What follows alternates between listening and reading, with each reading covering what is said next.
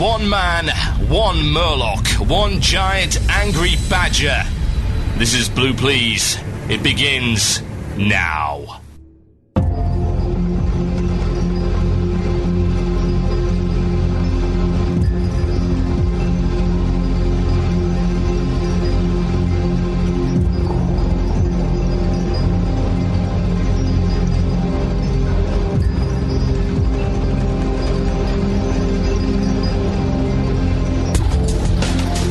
Yes, indeed, folks, you tuned into Blue Please here on WoW Radio with myself, Total Biscuit. Welcome to the show, and so forth, yes. Right, okay, so it's WoW, WoW, WoW. That's the whole point of the show. If you're tuned in for something other than WoW, then you may have made a mistake. There's certainly a possibility. Now, what have I got coming up in the show? I've got a sack full of things which will never fit into an hour and a half, but I'm going to try and do it anyway. Content, mucho content. I'll be discussing last week's Second Wind! Yes, indeed. The continuity between one show and another, kind of like Lost, only it has a plot. So, I'll be doing that. We also have our features. We have No Cake News, and we have Rap in the Forums, and we would have had Ask the Murlocs, except for the fact that I'm staring at the file right now in my copy of Adobe Edition, and I'm going through it, and it looks okay, and it looks fine. Press the export button. It comes out as a blank track every single time. I have no idea why. So that's just going to have to wait until I work out what the heck's going on with that. However, got loads of content, absolutely loads. Of course, Cupcake News, and Rap in the Forums. And some music to go with it. It's a recipe for disaster. Lovely. Now I'm sitting in a room that's very, very cold. Very, very, very cold, in fact, which kind of sucks. So, if you hear my teeth chattering or me falling off in some kind of Total Biscuit-shaped icicle at some point, then just let me know, and if I'm gone for more than 10 minutes, please call the authorities and or the ambulance. Right, let's get on with this. Second Wind would be something we will be going on to right now had I not had a very special email from somebody that I would like to read out as a priority. Right. You might remember on last week's show I was talking about the disparity between EU and US GMs. Well, I got a GM email me, which was pretty cool.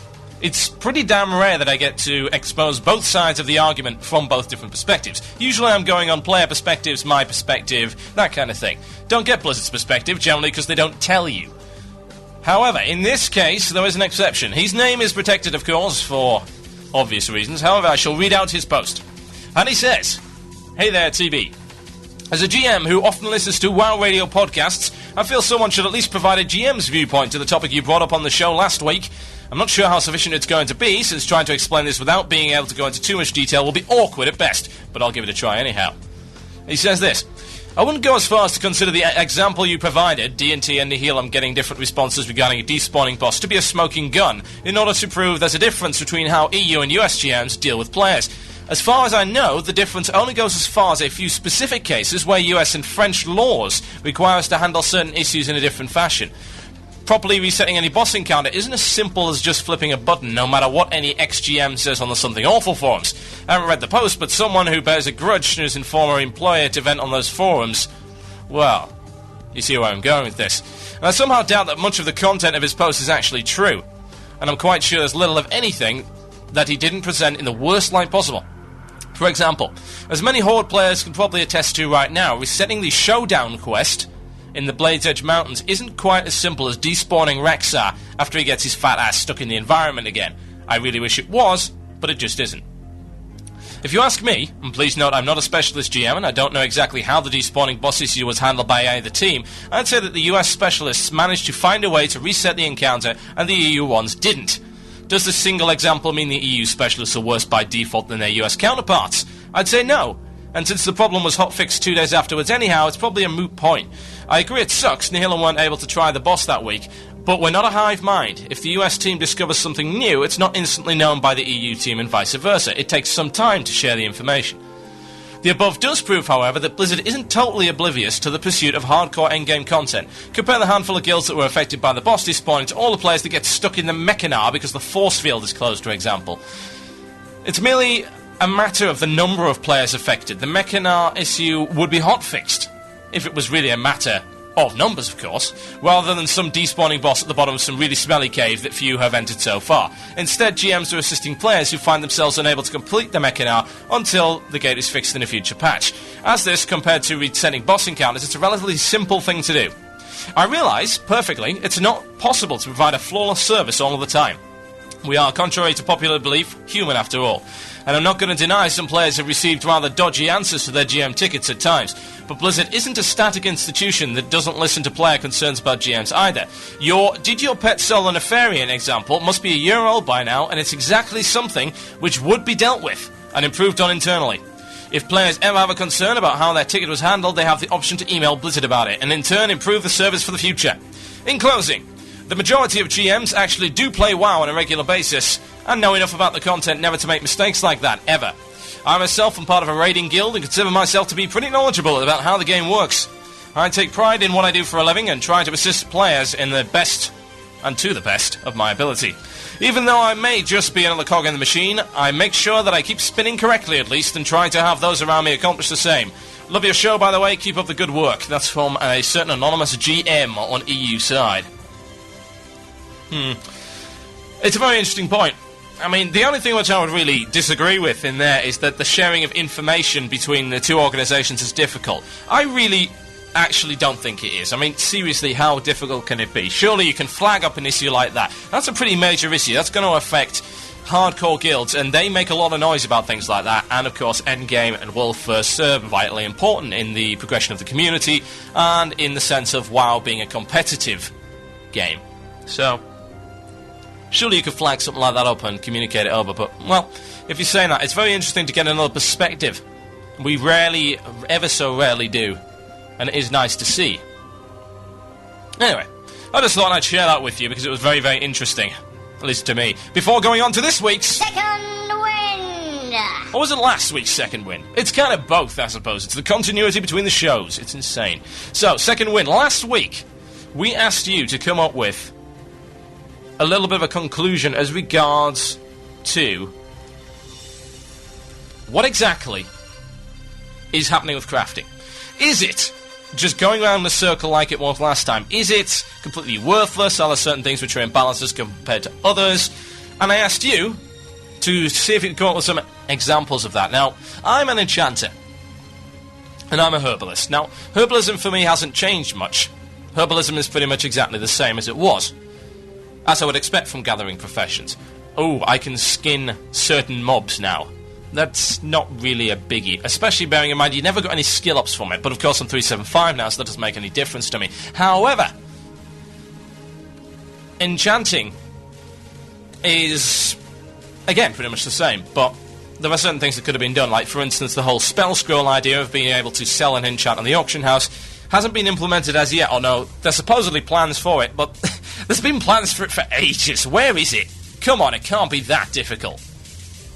It would be nice to not have to stand around Ogrimarsh at, whatever the hell that bloody city is that I keep getting lost in. Shattrath, that's the one. It would be nice to be able to actually not have to stand around there for 3 hours in order to sell an enchant and then have some idiot claim that it should be free because he brought the mats and it only involves clicking one button. However, the rest of the professions are sort of a mystery to me. Back in the day, I used to be an engineer and a miner. Now, I dropped engineering because it was worthless, and at this point in time, the kind of agreement is that it's still worthless. Still, they haven't done anything with it whatsoever. It's a toy profession. That's all it is. So let's hear what you had to say about that. I've got a load of emails about this, so I'm going to have to skip a few of them, I'm afraid. However, let's see what we got. Right. Hey, TB. I go by the name of Artenis, long-time listener and WoW player, fresh to level 60, long story. After listening to WoW Radio and Blue Please since pre-BlizzCon, I decided I'd finally offer some participation. I believe that, in almost every MMO, crafting has always been overshadowed by raiding, PvP, and other forms of content. I believe that to balance out endgame versus crafting gear, Blizzard should be taking a look back to the pre-TBC raids in a way similar to your re-evaluation for gear for pre-TBC raids and instances. Certain bosses, such as Ragnaros, Nefarian, and Four Horsemen, etc., should have a chance to drop certain kinds of exact reagents. What these reagents would be used for would be scaling enchants that would have their bonuses scale with the player's levels, or use a percentile base for their effects. Another item type would be armor layers, or some kind of weapon enhancements as well. For example, say you're a blacksmith who goes down and kills a rag. You can manage to win a form of elemental essence that could be used one time on a weapon of your choice, and will give it perhaps a percentile-based fire damage proc. For another example, perhaps you just down Kel'Thuzad. He drops a form of ice element that could be applied to an armor or shield item to buff defense and ice resistance, or other various effects. These items could also be used in new crafting recipes, and older, less powerful ones from these pre-65 mans could be used in new lower-level recipes to add something else for lower-level crafters that might actually provide some items worth some use.